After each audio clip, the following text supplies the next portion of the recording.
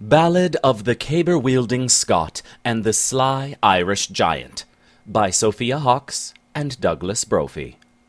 Giant Scottish lady crashing towards the other side, ginger locks shaking as she yells for her pride. Come on, you stealers! Eyes wide she watches the fight of two much less aggressive men. She's lustful tonight. Muttering and murmuring to our other large lady, who is casually leering, dressed like a baby. Unimpressed by the silky, smooth skating men, she would rather be at Bray Cottage, chasing the hens. "Why aren't you cheering?" the angry Scot cries. The shy Irish Bennet so swiftly replies, "These men aren't my thing, and where is the booze? If I am still standing, it's always a lose." Offended and shocked, the ginger face sinks. A war has begun, or so the Scot thinks. She turns from the Bennet with the angriest glare. Grown men have quivered at this furious stare. She'll fight for her pride. "A challenge!" she cries. The gentle baby Bennet politely declines. Not to be shaken, the ginger persists, angrily waving and shaking her fists. The Bennet can't pass. She's stuck in her seat. She finally cracks and admits defeat. "What challenge, then? What will solve this?" she says, alarmed and concerned at Ginger's stony gaze. "The log toss," says Wheezy, with so much conviction. Bennet's fear is so obvious, there's no contradiction. "Up!" she roars, the challenge is set. The ginger giant bellows, "I need this to get myself wet." Quivering, quaking, and not at all sure, poor baby Bennet looks for the door. Scanning orange jerseys, she frantically stares. A rabbit in headlights, she's worried and scared.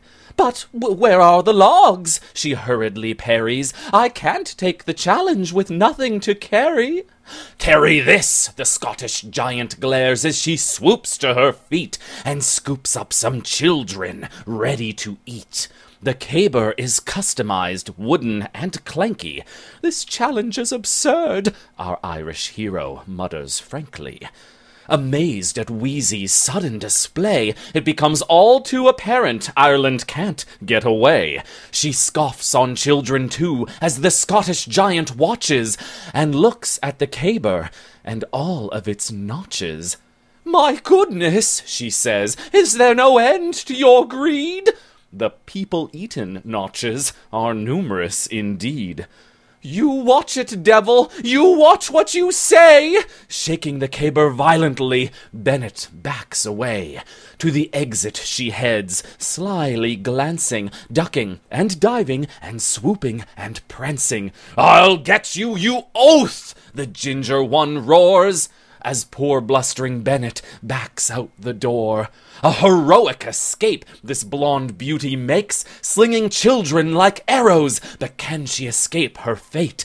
She's avoided this battle through cunning and guile, an enraged Wheezy chases in that ginger giant style. All of a sudden, distraction takes place. Relief is apparent on poor Bennet's face. An ice hockey player who blocks Wheezy's path. He's just so attractive. He's tempered her wrath. The socially awkward Scot just stutters and mumbles, while further away the sad Bennet stumbles. She's lost a good friend, but had a lucky escape. A Wheezy mashing would be a terrible fate. She takes a huge lunge and picks up the caber, holding it up just like a saber. She'll take her victory while the Scot is elsewhere. The sly Irish lady tosses with care. Onto the ice it rolls and it falls. I tossed it for miles, she bellows and roars. The Scot is too dazed to even conceive the fact that blushing Bennet would try to deceive.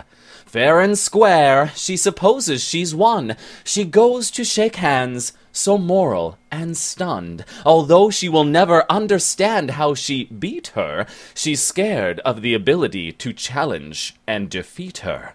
No more wheezy threats, no more angry gait. Safety for Bennet, although too little, too late. The fear is instilled, and she won't come again to the glorious events that were sorted by friends. All heed this tale, and the pain Wheezy brings. All understand that she attacks all pure things. This moral is learned, the lesson taught. The whimpering ginger giant is left with her thoughts. She stumbles and staggers in a drunken haze. What was that monstrosity that left her so dazed? She limbers and launches herself to the sea. Her thundering voice echoes out, "How could this be?" Dashing out gaily, giving passers-by a fright, our ginger giant's busk bounces freely into the night.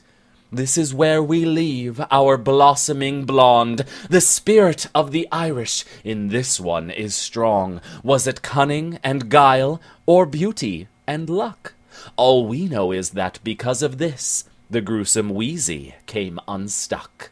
Onwards and upwards and forever free, the Bennet of Ireland dances with glee. With a man on her arm and child in her mouth, the Bennet of Ireland forever a lout.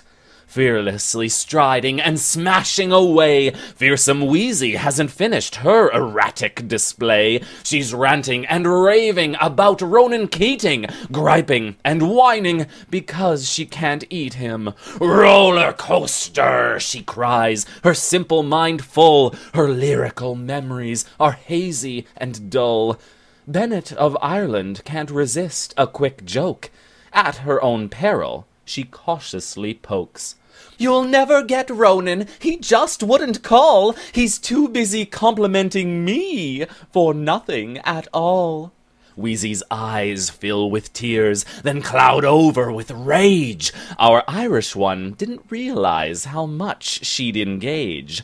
This time, no exits, and Wheezy gives chase, violently hurtling across open space. Snorting and panting, they dash to a gap. Bennet's eyes gleam. She's thought of a trap.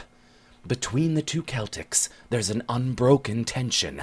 The raging Scot's lust look needs no comprehension. She's lost all her anger to animal desire. The dazzling blonde bombshell makes her trip on the pyre. "At last!" Bennet cackles as she throws down a match. The timber ignites with a great crack. "Offensive you are to me and my kind!" the ginger giant screams. "You're out of your mind!" With no self-control, she openly gushes. Fear grasps our sweet Irish. She hurtles and rushes, crosses over the gap with the greatest of ease. The cumbersome bridge proves less simple for Louise. Her sexual frustration leads on to yet more. One look at Ireland and she gives out a roar. Takes 2 steps to crossing, then an unearthly yell. "My gushing's destroyed the damn bridge as well!" Panicked eyes cast on Bennet. She takes her last fall, slipping and stumbling, rejected and small. Humble eyes weeping, takes her last hungry glance. Longing and sadness, she lost her last chance. "Ireland!" Bennet yells, "back home to my bed!" The grotesque ginger giant was finally dead. Toasted and roasted, then drowned and torn. There's nobody for Wheezy, not one, looking forlorn. This was our ballad, a wearisome tale of the ginger giant so brutally slain. A lasting legacy there'll forever be, the Giant's Causeway of Ireland, reaching far out to sea.